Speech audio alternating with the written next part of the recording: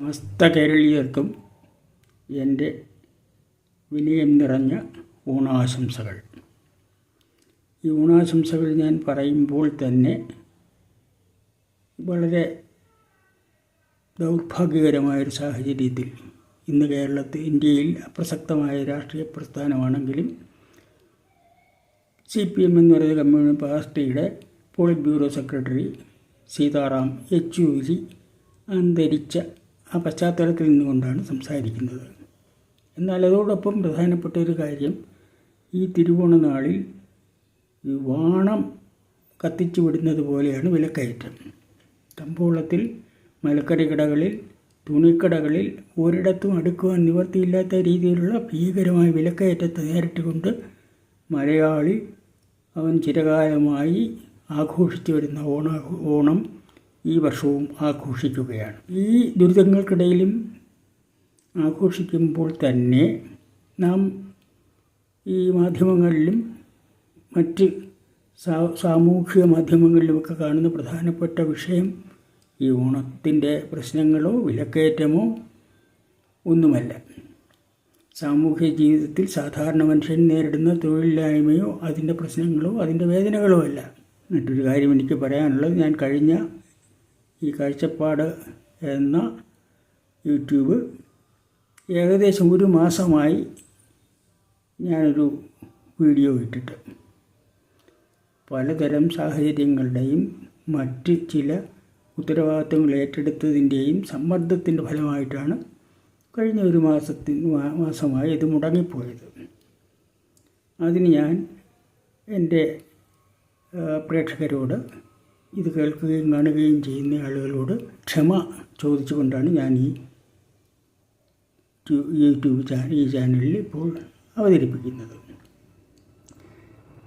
അപ്പോൾ ഞാൻ പറഞ്ഞുകൊണ്ട് വന്നത് എന്താണെന്നാൽ, നികുതി നാനാതരത്തിൽ വെള്ളത്തിനും കറണ്ടിനും മറ്റെല്ലാ വസ്തുക്കൾക്കും തൊട്ടതിനും പിടിച്ചതിനും മുഴുവൻ ഭീകരമായ നികുതി വർദ്ധിപ്പിച്ചുകൊണ്ട് ജനങ്ങളെ ശ്വാസം മുട്ടിക്കുകയും ഒക്കെ ചെയ്തുകൊണ്ടിരിക്കുന്ന ഒരു സാഹചര്യത്തിലും ഈ ഓണക്കാലത്ത് പ്രധാനമായ ചർച്ചാ വിഷയം ഈ ജനങ്ങളുടെ പ്രശ്നങ്ങളല്ല, ജനങ്ങൾ നേരിടുന്ന ഈ ഒരു ദുരവസ്ഥയല്ല.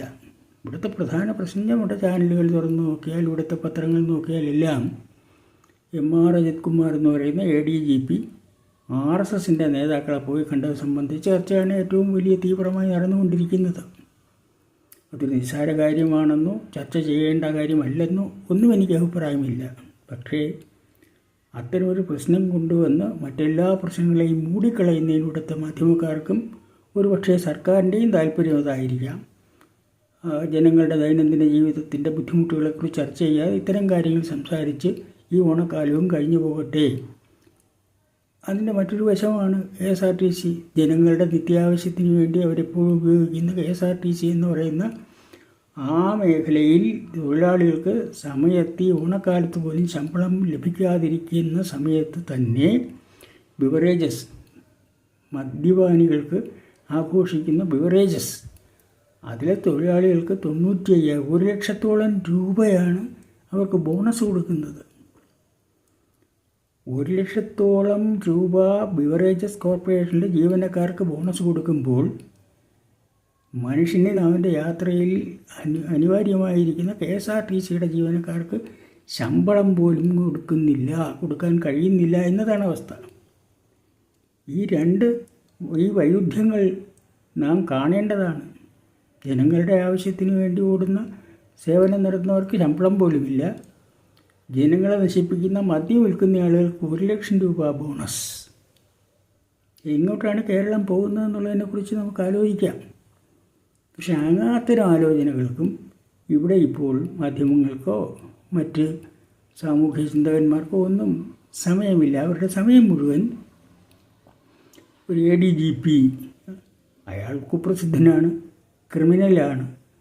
അയാൾ ഗവൺമെൻറ്റിൻ്റെ എന്നതിനേക്കാളേറെ കേരളത്തിലെ മുഖ്യമന്ത്രിയുടെ സ്വകാര്യ ആവശ്യങ്ങൾക്ക് വേണ്ടി ഭരണയന്ത്രത്തെ ദുരുപയോഗപ്പെടുത്തിക്കൊണ്ട് അയാളുടെ താല്പര്യങ്ങൾ സംരക്ഷിക്കാൻ ഓടി നടക്കുന്ന ഒരാളാണ്. അങ്ങനെയുള്ള ഒരാൾ തീർച്ചയായിട്ടും എല്ലാവർക്കും കൃത്യമായി മനസ്സിലാകുന്നത് പോലെ തന്നെ മുഖ്യമന്ത്രിയുടെ സ്വർണ്ണക്കള്ളക്കടത്തും മറ്റ് ധാരാളം അദ്ദേഹത്തിൻ്റെ മകളുടെ കേസുകളും മുഖ്യമന്ത്രി തന്നെ നേരിടുന്ന കേസുകളും ഒക്കെ അടക്കം ഉള്ള പ്രശ്നങ്ങളിൽ കേന്ദ്ര ഗവൺമെൻറ്റിൻ്റെ സഹായമില്ല എങ്കിൽ ജയിലിൽ കിടക്കേണ്ട ഒരവസ്ഥയിലാണ്. അച്ഛനും മകളും കൂടെ ചെന്ന് അടുത്തടുത്തായി ജയിലിൽ കിടക്കേണ്ട ഒരു സാഹചര്യമാണ്. ആ സാഹചര്യത്തിൽ നിന്ന് രക്ഷപ്പെടുന്നതിന് വേണ്ടി ഈ മുമ്പും സ്വപ്നയുടെ സംഭവം വരുമ്പോഴും PC ജോർജിൻ്റെ അറസ്റ്റ് വരുമ്പോഴും എല്ലാം അതിനെ വിനിയോഗിച്ചതും ഈ ADGP ആണ്. അയാൾ DGPയേക്കാൾ അധികാരം കൈയാളുന്ന ADGP ആണ്. അയാൾ മുഖ്യമന്ത്രിയുടെ വിശ്വസ്തനാണ്, അയാളുടെ വലം കൈയാണ്. ഇതേ മുഖ്യമന്ത്രിയുടെ ഇടം കൈയായി ശക്തമായി നിൽക്കുന്ന രാഷ്ട്രീയ നേതാവാണ് അൻവർ. അൻവറും ഇതുപോലെ തന്നെ ഈ ADGPയെ പോലെ തന്നെ ക്രിമിനലാണ്, സാമൂഹ്യവിരുദ്ധ പ്രവർത്തനങ്ങൾ നടത്തുന്നവനാണ്, കള്ളക്കടത്ത് കണ്ടെത്തുന്നവനാണ്. അങ്ങനെയുള്ള സാമൂഹ്യവിരുദ്ധന്മാരുടെ 2 ഗ്രൂപ്പുകളാണ് മുഖ്യമന്ത്രിയുടെ ഇടം കൈയും വലം കൈയും. പക്ഷെ അവർ തങ്ങളിലുള്ള താല്പര്യ മത്സരം വന്നപ്പോൾ സ്വാഭാവികമായിട്ടും മുഖ്യമന്ത്രി ഈ ADGPയുടെ താല്പര്യങ്ങളെ അയാളെ സ്വന്തം ആവശ്യത്തിന് വേണ്ടി ഉപയോഗിച്ചതിൻ്റെ ഫലമായി ഉണ്ടായ ഒരു ദൗർബല്യം, അയാൾക്ക് മുഖ്യമന്ത്രിയെ തകർത്ത് കളയാൻ വേണ്ടുന്ന വിവരങ്ങൾ, ഡൈനാമിറ്റ് അയാളുടെ കയ്യിലുണ്ടെന്നുള്ളതാണ്. പക്ഷേ അതേ ഡൈനാമിറ്റ് അൻവറിൻ്റെ കയ്യിലുമുണ്ട്. അൻവറൂടെ കാട്ടിക്കൂട്ടിയിട്ടുള്ളതെല്ലാം എല്ലാവർക്കും അറിയാം. അങ്ങനെ മുഖ്യമന്ത്രിയുടെ ദൗർബല്യങ്ങൾ, മുഖ്യമന്ത്രിയുടെ രഹസ്യ ഇടപാടുകൾ, മുഖ്യമന്ത്രിയുടെ കള്ളക്കടത്ത് മുതലുള്ള കാര്യങ്ങൾ, മുഖ്യമന്ത്രിയുടെയും കുടുംബത്തിൻ്റെയും കൊള്ളരുതായ്മകൾ, അതിന് മുമ്പിൽ കീഴടങ്ങി നിൽക്കുന്ന അയാളുടെ കാൽച്ചുവട്ടിൽ കിടന്ന് ഞെരിഞ്ഞു പിരിയുന്ന CPM എന്ന് പറയുന്ന ഒരു രാഷ്ട്രീയ പാർട്ടി എന്നിപ്പോൾ പറയാൻ കഴിയാത്ത തരത്തിലൊരു മാഫിയ സംഘമായി അധപ്പതിച്ച ഒരാൾക്കൂട്ടം, ഒരു ക്രിമിനൽ സംഘം. ഈ 2 പേരും തങ്ങളിലുള്ള യുദ്ധത്തിൻ്റെ ഫലമായി, അവരുടെ താല്പര്യ സംരക്ഷണത്തിൻ്റെ ഫലമായി PV അൻവർ ഈ മുഖ്യമന്ത്രിക്കും ഗവൺമെൻറ്റിനും എതിരെ തൊടുത്തുവിട്ട് ആക്രമണമെന്ന് പറയുന്നത് സാധാരണഗതിയിൽ ഒരിക്കലും ഒരു കമ്മ്യൂണിസ്റ്റ് പാർട്ടിയിൽ സംഭവിച്ചുകൂടാത്തതാണ്. ഈ ഇപ്പോഴത്തെ മുഖ്യമന്ത്രി കായ്ക്കണ്ടി വിജയൻ തന്നെ ഇതിനേക്കാൾ ചെറിയ കാര്യങ്ങൾക്ക് വേണ്ടി പലരെയും പറഞ്ഞു വിടുകയും പരിഹസിക്കുകയും അടക്കി ഒതുക്കി നിർത്തുകയൊക്കെ ചെയ്തയാൾക്ക് അൻവറിൻ്റെ കൈയുടെ വിരൽത്തുമ്പിൽ കിടന്ന് കറങ്ങുകയാണ്. അൻവറിൻ്റെ ചൂണ്ടുവിരലിന് മുമ്പിൽ നിന്നും കാലുവഴി മുള്ളുകയാണ് മുഖ്യമന്ത്രി. അങ്ങനെ കാലുവഴി മുള്ളുന്നതിനിടയിൽ മുഖ്യമന്ത്രി അയാളെ സന്തോഷിപ്പിക്കുന്നതിന് വേണ്ടി, അയാളുടെ താല്പര്യങ്ങൾ സംരക്ഷിക്കുന്നതിന് വേണ്ടി പല ഞുടുക്ക് വിദ്യകളും കാണിക്കുന്നുണ്ട്. അതാണ് മലപ്പുറം ജില്ലയിലെ പോലീസുകാരുടെ മാറ്റവും മറ്റും. എന്നാൽ മർമ്മത്ത് തൊടാൻ കഴിയുകയില്ല. കാരണം അജിത് കുമാറും അൻവറിനെ പോലെ തന്നെ ഈ മുഖ്യമന്ത്രിക്ക് വേണ്ടി എല്ലാ കൊള്ളരുതായ്മകളും നടത്തി അതിൻ്റെ രഹസ്യങ്ങൾ മുഴുവൻ കയ്യിൽ വച്ചിരിക്കുന്നയാളാണ്. അപ്പോൾ അവർ തങ്ങളിൽ ഒരു ഒത്തുതീർപ്പ്, ഒരു ധാരണ എത്തിക്കുക എന്നുള്ളതാണ് ഇപ്പോൾ മുഖ്യമന്ത്രിയുടെ സ്വയരക്ഷയ്ക്ക് ആകെ ചെയ്യാൻ കഴിയുന്നത്. പാർട്ടി എന്ന് പറയുന്നത് CPM എന്ന് പറയുന്ന പാർട്ടിക്ക് പ്രത്യേക അസ്തിത്വമൊന്നുമില്ല. അത് വിജയൻ എവിടെ പിടിക്കുന്നു അവിടെ നിന്നുകൊള്ളണം. അതിനപ്പുറത്ത് വേറെ ഒരു കാര്യമില്ല. വിജയൻ മാത്രമല്ല, വിജയൻ്റെ ഭാര്യയെ മക്കളെ മോള പറഞ്ഞാലും പാർട്ടിക്കൊന്നും ചെയ്യാൻ പറ്റില്ല എന്നുള്ള അവസ്ഥയാണ്. അതിനിടയിലാണ് ഇടതുപക്ഷ മുന്നണി കൂടിയപ്പോഴത്തേക്ക് ഇടതുപക്ഷ മുന്നണിക്കാർക്ക് ഒരക്ഷരം ഈ ഇതിനെക്കുറിച്ച് എന്തോ ചോദ്യം ചോദിച്ചു. അയാൾ എന്തോ മറുപടി പറഞ്ഞു. 1 മാസം അന്വേഷണമാണെന്ന് പറഞ്ഞു. എന്താണ് അന്വേഷിക്കുന്നതെന്ന് അവർ ചോദിച്ചില്ല. അവർക്കറിയാം ഈ അന്വേഷണം എന്ന് പറയുന്നത് 1 മാസം ഈ ഓണക്കാലത്തെ പ്രശ്നങ്ങൾ മുഴുവൻ പരിഹരിക്കുകയും ഓണക്കാലം കഴിഞ്ഞു പോവുകയും ചെയ്തു കഴിഞ്ഞാൽ ഈ കാലവും കഴിഞ്ഞു പോകും. അപ്പോൾ അടുത്തൊരു വിഷയം കൊണ്ടൊന്നും ഇതിനെ മൂടിക്കളയാം എന്നാണ് ധരിക്കുന്നത്. അതാണ് നടന്നുകൊണ്ടിരിക്കുന്നത്. അതാണ് തുടർച്ചയായി സംഭവിച്ചുകൊണ്ടിരിക്കുന്നത്.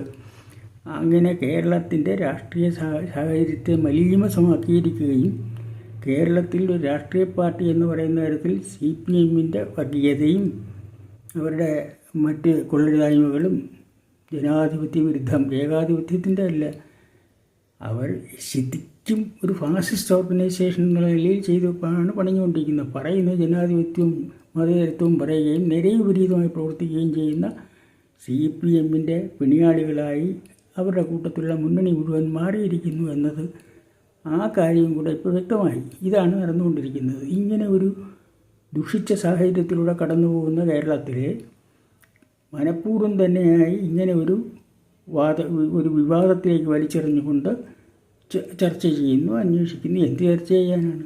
RSS നേതാക്കന്മാരെ ചെന്ന് കണ്ട് എന്താണ് പറഞ്ഞത്? അത് RSSകാരെ തന്നെ കാണുന്നുണ്ടോ? BJP നേതാക്കന്മാരെ കണ്ടാലും ഈ പ്രശ്നം പരിഹരിക്കാൻ കഴിയില്ല, മുഖ്യമന്ത്രിയുടെ പ്രശ്നങ്ങൾ എന്നുള്ളതൊക്കെ ഇവിടെ കിടക്കുകയാണ്.